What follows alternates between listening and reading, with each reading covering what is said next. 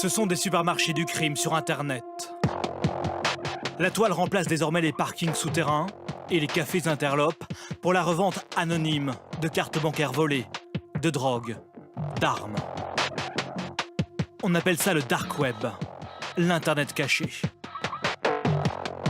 Thierry Kersanti est l'un des spécialistes de ces places de marchés internationales aux rayons bien fournis. Vous voyez ici 1 gramme de cocaïne, vous avez à peu près tous les produits qui sont listés. Vous trouvez également des stimulants comme par exemple les amphétamines. Vous trouvez également des produits psychédéliques, la LSD, des champignons hallucinogènes. Des sites similaires aux sites marchands habituels.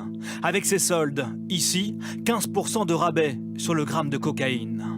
Absolument, vous avez des soldes et puis vous pouvez également mettre en concurrence ce vendeur avec d'autres vendeurs, comme sur n'importe quelle place de marché légale, avec également des notations entre commerçants et utilisateurs. Vous voyez ici que 424 personnes ont été satisfaites, par contre il y a eu 2 mécontents. D'autres exemples, on peut s'attacher les services d'un hacker, donc sans grande compétence informatique, même sans aucune compétence informatique. On peut être intéressé pour pirater une entreprise concurrente ou un voisin indélicat. Et ici, vous voyez, on peut regarder le CV en ligne du hacker qui nous permet de commercialiser ses services. Et pour un petit travail... On peut louer un pirate, en fait. On peut louer un pirate, et vous voyez ici que pour un petit travail, finalement, ça ne coûte pas très cher. Pour avoir un login et mot de passe d'un compte Facebook ou d'une adresse email, c'est 250 €.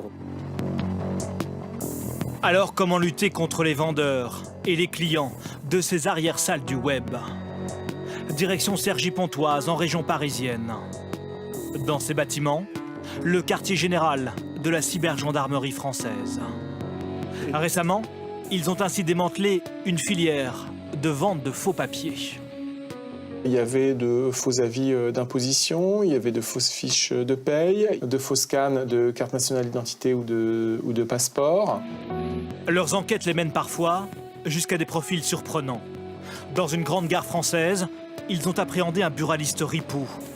Le commerçant copiait toutes les coordonnées des cartes bancaires de ses clients, qu'il revendait ensuite sur le dark web, via un intermédiaire. Là, on voit que c'est le ticket commerçant. Et donc, il y avait le numéro de carte bancaire complet, ainsi que la date de fin de validité. Et il prenait la peine, visuellement, manuellement, de noter le CVV. Donc les 3 petits chiffres, les 3 petits chiffres autour de la carte de cryptographie. L'an dernier en France, pour toutes leurs affaires cybercriminelles, les gendarmes ont traité un préjudice total de 250 millions d'euros. Quant au chiffre d'affaires du dark web, il s'élève dans le monde à plusieurs milliards de dollars.